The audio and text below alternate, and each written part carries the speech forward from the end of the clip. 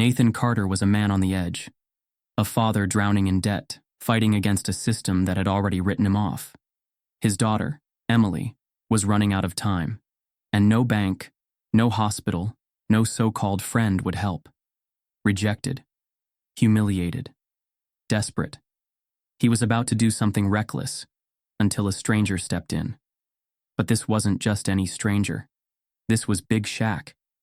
And what happened next? No one saw it coming. Before we deep dive into this interesting story, subscribe to our channel and tell us where you're watching from. Share in the comments below. Nathan Carter sat in his car, gripping the steering wheel so hard his knuckles turned white.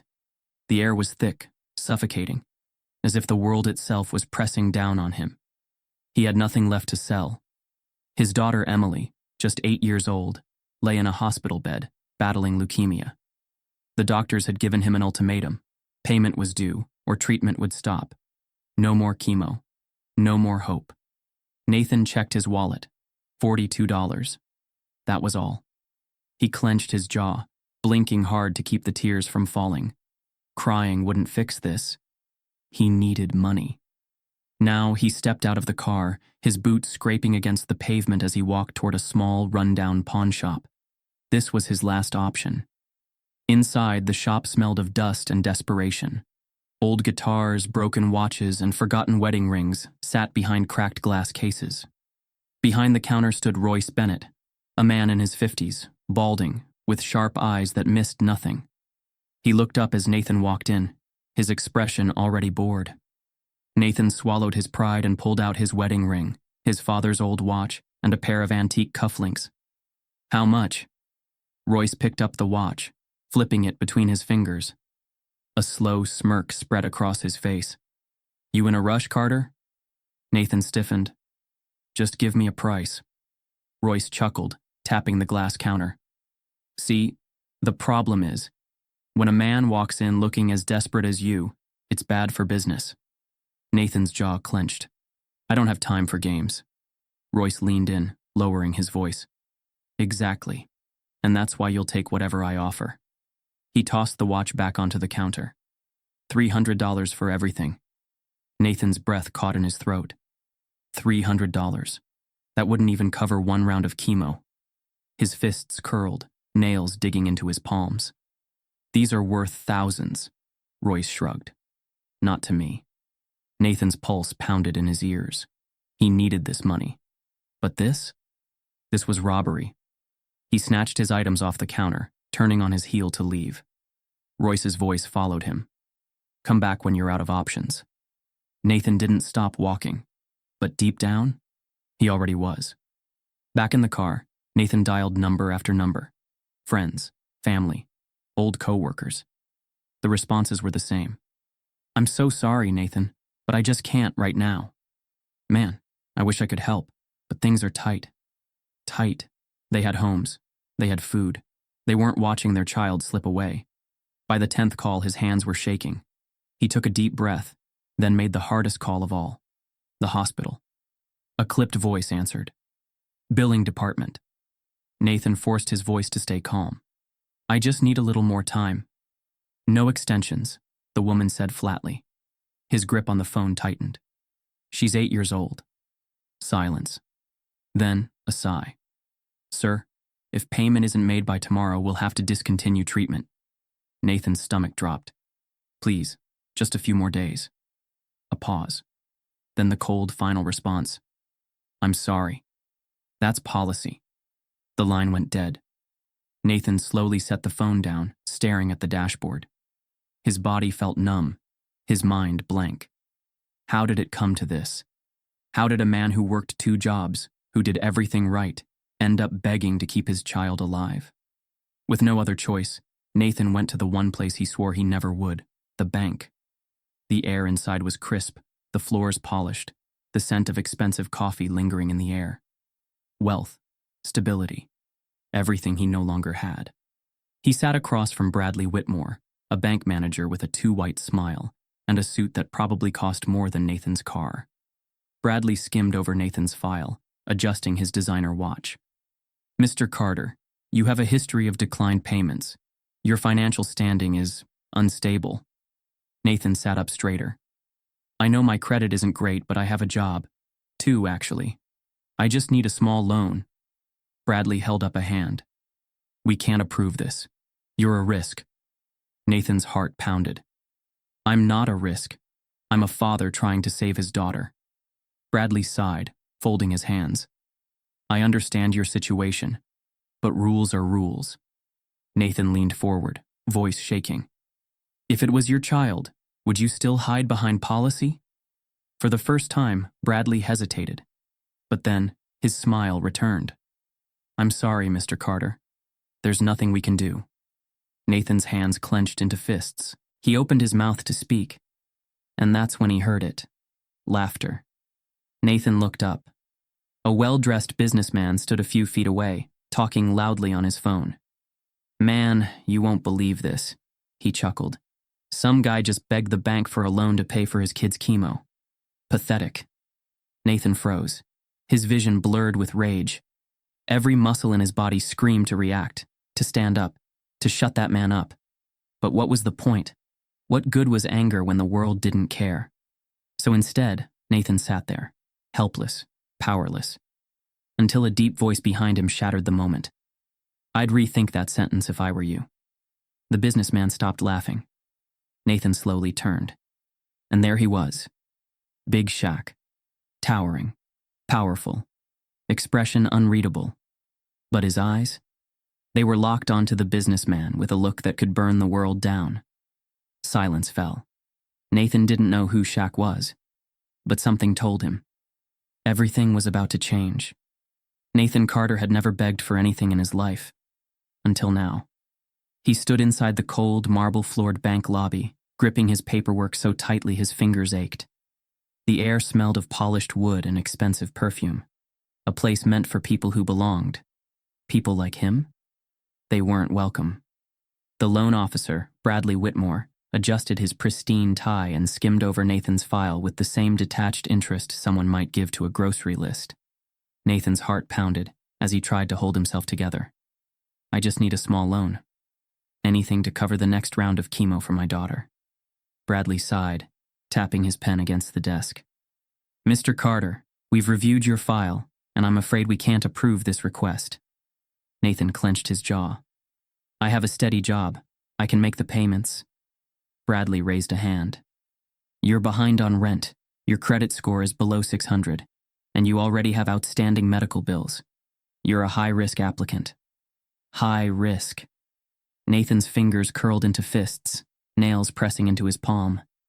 His daughter was fighting for her life, and to this man he was just another statistic. I'm not asking for a handout, he said through gritted teeth. I just need time. Bradley offered a polished corporate smile. And I'm truly sorry. But we have policies. Nathan took a deep breath, swallowing the rage that threatened to consume him. Policies. He let out a bitter chuckle. If it was your kid? Bradley's smile flickered, but only for a second. I'm sorry, he repeated. But he wasn't. Nathan stood up, pushing the chair back with more force than intended. He didn't trust himself to say another word. If he did, he might break right here in the middle of this perfect, soulless bank. As he turned to leave, Bradley called after him, voice smooth, practiced. If you ever find yourself in a better financial position, we'd be happy to reconsider. Nathan didn't stop. He just kept walking. Nathan stepped out into the afternoon sun, but instead of warmth, all he felt was cold. He pulled out his phone, scrolling through contacts. Friends, family, people who once said they'd always be there. One by one, he called. One by one, they let him down. I wish I could help, man, but things are tight right now. That's awful, Nathan. I'll pray for you. Maybe try a charity? Or a GoFundMe? GoFundMe? His daughter's life was now a donation drive. With each rejection, his chest got tighter. The worst part? No one even sounded surprised. Like this was just the way the world worked. Hours later, Nathan stormed into the hospital, heart pounding against his ribs. He had no loan, no help, nothing. But that didn't matter. He wasn't leaving until his daughter got her treatment. At the front desk, a young receptionist, Claire, barely looked up as he approached. Can I help you? Nathan set his paperwork down, voice tight. I need to speak with billing. She glanced at the file, then back at him. Her expression shifted, polite disinterest turning into something sharper, judgmental. I'm sorry, Mr. Carter, she said, each word slow and careful, like she was speaking to a child. Your payment is overdue. If you can't settle the balance by tomorrow, Emily's treatment will be paused. Paused. Nathan gripped the edge of the counter. You mean stopped? Claire hesitated, then gave a tiny, indifferent shrug. It's policy. Policy. That word again. Nathan's vision blurred at the edges. She's 8 years old. I understand. No, you don't, he snapped. Because if you did, you wouldn't be standing there telling me my daughter's life is a number on a spreadsheet. Claire stiffened, looking around nervously. Sir, I can't change hospital policies. Nathan exhaled sharply, stepping back. He had fought so hard to hold it together today. But here, in this moment, he felt himself unraveling. Then, a small, fragile voice from behind him. Daddy? Nathan turned to see Emily, standing in the hallway in her oversized hospital gown, clutching her teddy bear. Her face was pale, exhaustion darkening the space under her eyes. She blinked up at him, worry written all over her tiny features. Daddy, am I gonna be okay? Nathan's throat closed up. He had no answer, so he did the only thing he could. He forced a smile, and lied. Of course, sweetheart, he whispered, brushing a hand over her hair. Everything's gonna be just fine. It had to be. As Nathan held Emily close, he felt the weight of judging eyes on him. Parents, doctors, visitors, and then a voice, loud, cruel, mocking. If you can't afford treatment, don't have kids. Nathan froze. Slowly, he turned. A well-dressed man in a designer suit stood by the coffee machine, sipping his drink like he hadn't just shattered the last piece of Nathan's self-control. Nathan's blood turned ice cold. His jaw tightened as he stared at the man who had just reduced his entire existence to a punchline. The businessman smirked, eyes gleaming with amusement. I mean, let's be real. If you have to beg for money, maybe you shouldn't have been a father in the first place. Nathan's pulse pounded in his ears. Everything, the sleepless nights, the empty bank account, the humiliation, boiled to the surface. He took a step forward, fists clenching. He wanted to hit him. Just once, just enough to wipe that smug look off his face. But before he could say a word, a deep, powerful voice cut through the air like a blade. You want to say that again? Silence slammed into the room. Nathan felt it before he even turned. The weight, the presence. Slowly, he looked over his shoulder, and there he was. Big Shaq, towering, unshaken, eyes locked onto the businessman like a lion about to strike. For the first time, the businessman wasn't smirking. Shaq tilted his head, voice calm, deadly. Go ahead, say it again. The businessman swallowed, hard. Nathan stood there, stunned, because in a single moment, everything had changed. And somehow, he knew. This wasn't over. Nathan Carter had been pushed to his limits before. But this was rock bottom. He stood in the dimly lit hallway of his crumbling apartment building, staring at the bright red eviction notice taped to his door. Final notice. Vacate immediately. His breath came out in uneven gasps as he ripped the paper from the door, his hands trembling. 2 months behind on rent. The landlord had been patient, until now. Damn it, Nathan muttered under his breath, running a hand through his unwashed hair. He turned, only to see his landlord, Gerald Langston, a short, sharp-eyed man in a cheap suit, standing with arms crossed. The kind of guy who loved power over desperate tenants.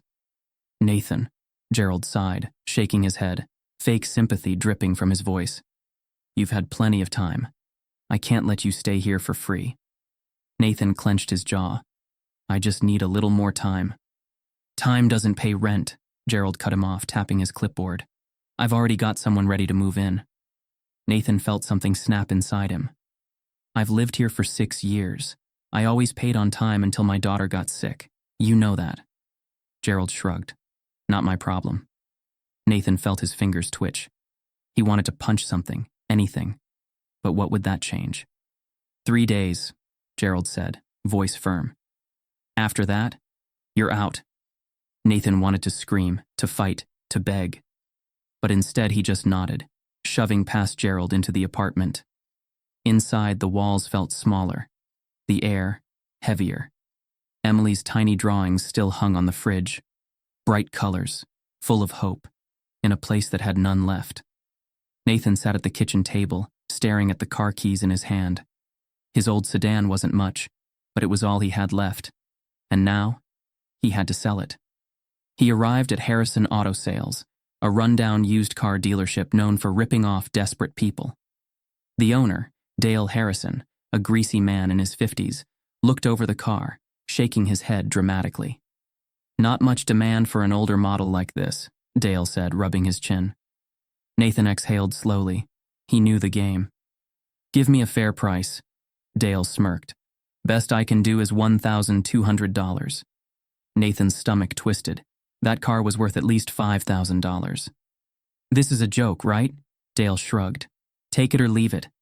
Nathan wanted to refuse, wanted to walk away, but Emily didn't have time for his pride. Fine, he muttered. Dale grinned. Pleasure doing business. As Nathan signed the paperwork, he felt like he was signing away the last piece of himself.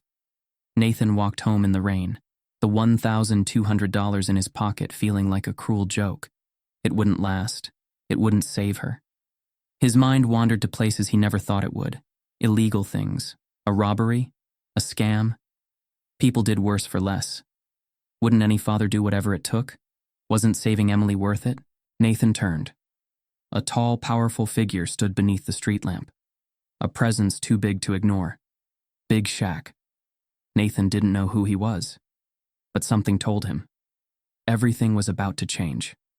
The hospital lobby was still, except for the occasional shuffle of feet and the hum of fluorescent lights. Nathan Carter stood frozen, his face burning with humiliation. Every whisper, every glance, every smirk felt like a blade slicing into him. The businessman who had just mocked him, the well-dressed, arrogant man with too much money and not enough soul, smirked as he sipped his overpriced coffee. If you can't afford treatment, don't have kids. The words echoed in Nathan's head, loud, sharp, cutting. His fists clenched. His breath turned ragged. For the first time in his life, he wanted to hit someone. But before he could move, a shadow loomed over them. A deep, steady voice cut through the tension like a knife. You want to say that again? The businessman turned, his smirk faltering the second he saw who was standing behind him.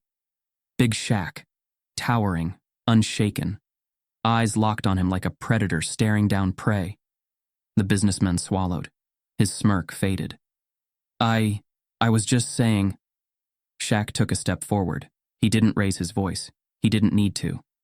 Say it again, Shaq repeated, his tone calm, controlled, but carrying a weight that sent a chill through the entire room. The businessman turned pale. His mouth opened, then closed. He suddenly had nothing to say. The hospital lobby was dead silent. Nathan stood there, stunned. For the first time in a long time, someone was standing up for him. The businessman cleared his throat, forcing an awkward chuckle. Look, I didn't mean anything by it. Just a joke, that's all. Shaq didn't blink. You think it's funny? His voice was low, but the weight of it made the air feel heavier.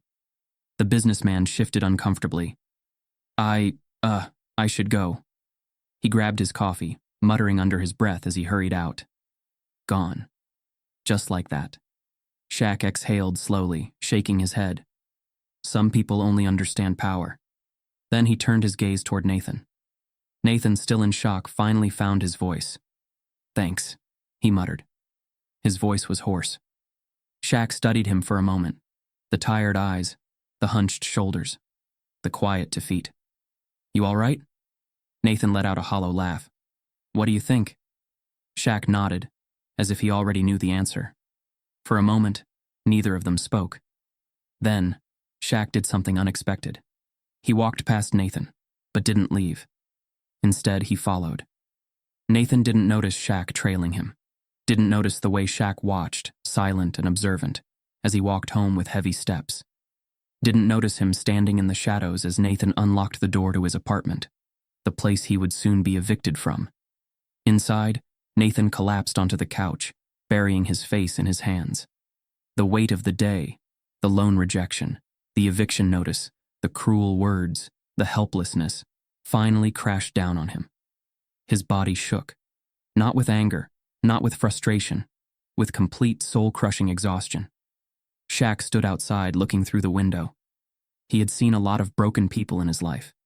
But this was a man who had fought as hard as he could and lost. Shaq pulled out his phone. He had seen enough. It was time to act. The next morning, Nathan woke up to the sound of his phone buzzing. His first thought? Another bill collector. Another rejection. Another door slammed in his face. But when he looked at the screen, the number was unknown. Hesitantly, he answered. "Mr. Carter?" A crisp, professional voice said. "Yeah?" Nathan croaked. "This is Amanda from Westwood Financial. We received your application for assistance." Nathan sat up. "Westwood Financial? I never applied." "Well," the woman said smoothly, "a private party has covered your daughter's medical expenses." In full, Nathan's entire body froze. "What?" "All outstanding hospital bills have been settled. Your daughter's treatment will continue without interruption." Nathan's mind couldn't process it. This had to be a joke, a scam, a mistake. "There's also one more thing," the woman continued. "We received word that you were recently let go from your job. There's an employment opportunity available, if you're interested." Nathan's throat was dry. His hands trembled. His lips moved, but the words barely came out. Who did this?" A pause. Then, "They prefer to remain anonymous." Nathan knew. He didn't need to ask. It was him. The man who stood up for him. The man who followed him. The man who saw what no one else did. Nathan's head dropped into his hands. For the first time in months, he cried. Not out of despair, but relief. Outside, Shaq sat in his car across the street, watching the light in Nathan's apartment flick on. A small, satisfied smile tugged at his lips. Step one was done. But he wasn't finished yet. Because when Shaq stepped in, he didn't just fix problems. He made sure they never happened again. Nathan Carter had spent weeks waking up in cold sweats, haunted by a single nightmare: the moment the hospital would refuse to treat Emily. Today, that nightmare was real. As he walked toward the hospital, his stomach twisted into knots. The weight of his daughter's life pressed down on him with every step. He had no plan, no money, no options. Only one thing was certain. He was about to beg, again. The hospital was the same as always: cold, efficient, detached. Doctors walked past him, nurses whispered at their stations, and receptionists gave him the same tired look they always did. He was the man who couldn't pay. The man who didn't belong. Nathan approached the front desk, gripping the edge so hard his knuckles turned white. Claire, the same receptionist from before, looked up. Her expression was unreadable. He cleared his throat, his voice strained. "I need to speak with billing." Claire blinked. Then she did something unexpected. She smiled. "Mr. Carter," she said, "there's no need for that." Nathan frowned. "What?" She turned the screen toward him. "Patient balance, $0.00." Nathan stared at the numbers, his brain refusing to process them. "Your bill has been paid in full," Claire said. "Emily's treatment will continue as scheduled." The words hit him like a punch to the chest. For a moment he couldn't move, couldn't breathe, couldn't think. "Paid?" he echoed, barely above a whisper. Claire nodded. "Completely." Nathan's legs gave out. He collapsed into the nearest chair, burying his face in his hands. Relief, pure, overwhelming relief, crashed over him like a tidal wave. He didn't know who had done this, didn't know why. All he knew was that for the first time in months, his daughter had a future, and he had no idea that the man responsible was watching from the shadows. Big Shaq leaned against the far wall, arms crossed, watching the scene unfold. He had seen a lot of reactions in his life. But this? The way Nathan had collapsed under the weight of relief, like he had been holding his breath for too long, like he had been drowning and someone had finally pulled him to shore. That hit different. But Shaq wasn't here for gratitude. He wasn't here for recognition. He was here to fix what should have never been broken. And money alone wasn't enough. This wasn't just about paying bills. It was about making sure no father ever had to go through this again. Shaq didn't leave the hospital. Instead, he walked straight into the administrative offices, past stunned secretaries, and into the director's office. Dr. Philip Weston, the hospital director, looked up from his desk, startled. "Mr. Shaquille, I wasn't expecting you." Shaq didn't sit, didn't waste time. "You got a problem in this hospital," Shaq said, voice steady. Weston frowned. "I'm sorry?" Shaq leaned forward, resting his hands on the desk. "You turn away dying kids because their parents can't pay. That ends today." Weston swallowed. "Mr. Shaquille, we have policies." "There it is," Shaq said, shaking his head. That word again. Policy. He reached into his pocket, pulled out a folded check, and placed it on the desk. Weston's eyes widened. "This," Shaq said, tapping the check, "covers every overdue pediatric bill in this hospital." Weston's mouth opened, then closed. I'm not done." Shaq cut him off. "You're also going to set up a permanent fund for families in need. No more kids getting denied treatment because their parents are broke." Weston hesitated. Shaq's eyes darkened.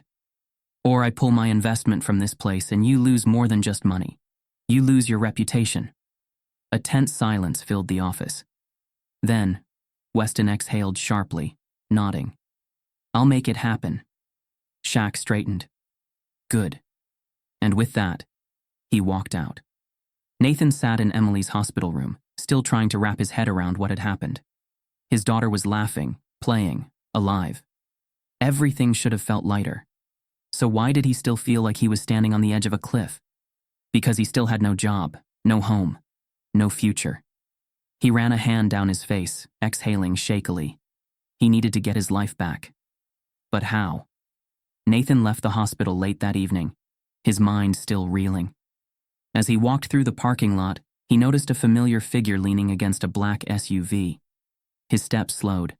Shaq nodded at him. "Heard you had a good day." Nathan swallowed. "It was you, wasn't it?" Shaq didn't confirm or deny it. He just held up a folder. Nathan frowned. "What's that?" Shaq extended it. Nathan hesitated, then took it. Inside was a job contract. Nathan blinked, scanning the details. His breath caught. A real job, a career, a second chance. He looked up at Shaq, overwhelmed. "Why?" he asked, his voice raw. Shaq's expression softened. "Because no father should ever have to fight this battle alone." Nathan stared at the contract. For the first time in forever, he believed tomorrow might actually be better. Nathan sat at the kitchen table of his small motel room, staring at the job contract Shaq had handed him. The paper felt heavier than it should have, as if it carried the weight of every sleepless night, every rejection, every moment of humiliation he had endured. He ran his fingers over the printed words. Full-time employment, stable salary, health benefits. It felt surreal. Just days ago, he was preparing to beg the hospital for more time. Now everything had changed. But what Nathan didn't know was that Shaq wasn't done yet. Miles away, Shaq sat in the private lounge of an upscale restaurant, sipping his coffee as he waited. Across from him sat Raymond Steele, the same businessman who had mocked Nathan at the hospital. Steele had no idea why he was here, only that someone important had requested a meeting. He arrived, arrogant as ever, adjusting his cufflinks as he slid into the booth. "I don't usually do unplanned meetings," he said, flashing a smug smile. "But for someone like you, I made an exception." Shaq set down his coffee and leaned forward. "You made a mistake." Steele blinked, confused.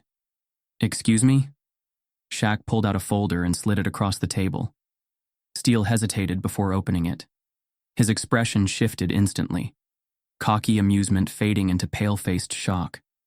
Inside were documents, financial records, confidential emails, leaked reports, evidence of fraud, insider trading, and embezzlement tied directly to Steele's company. Steele looked up, his confident mask cracking. "Where did you get this?" Shaq's gaze didn't waver. "I have my ways." Steele swallowed hard. What do you want? Shaq leaned back, calm, composed. You have two options. You go public, step down, and make a generous donation to children's hospitals across the country, or I send this to the authorities and let them handle it. Steele's breathing turned shallow. His mind raced. He had no leverage here. You have until the end of the day, Shaq added. Then, with a final glance, he stood up and walked away. By midnight, Steele's resignation was all over the news, and a very large anonymous donation had been made to multiple pediatric hospitals. One down. The next morning, Bradley Whitmore, the bank manager who had denied Nathan's loan, walked into his office to find a team of auditors waiting for him. What's going on? Bradley asked, adjusting his tie. The lead investigator handed him a letter, a formal audit order. We've received reports of unethical lending practices, the investigator said. Your loan approvals appear inconsistent. Bradley's face went red. That's ridiculous.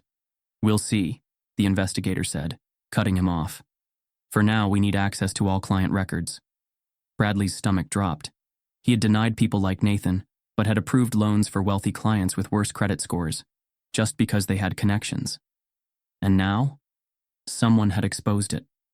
Later that evening, Bradley's phone rang. He answered nervously. Hello? A deep, familiar voice responded. You remember Nathan Carter? Bradley's throat went dry. Shaq didn't wait for an answer. You turned away a father trying to save his daughter. That choice just cost you everything. Click. Bradley slumped into his chair, knowing his career was over. Two down. Gerald Langston, Nathan's landlord, sat in his office, reviewing paperwork when his assistant rushed in, face pale. Mr. Langston, you need to see this. She handed him an email. Subject, New Ownership Notice, Carter Apartments. Gerald's eyes widened. He read through the email again. The entire apartment complex had been purchased. By Shaquille Turner. A sudden wave of panic hit him. That wasn't possible. His office phone rang. He already knew who it was. He picked it up, forcing his voice to stay steady. Mr. Turner. Shaq's voice came through, firm and unbothered. Gerald, I own your building now. Gerald swallowed hard. This must be a mistake. Shaq ignored him. Nathan Carter, the man you tried to evict? Gerald said nothing. Shaq continued. His debt is cleared. And from now on, every tenant here gets treated with respect. Or you're out. Gerald clenched his jaw, knowing he had no power anymore. Three down. Nathan had spent the entire day trying to process what had happened at the hospital. Someone had paid off Emily's bills.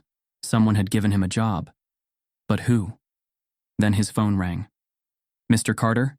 A calm voice said. This is Daniel from Sterling and Company. We received your application. Nathan frowned. I didn't apply. The man chuckled.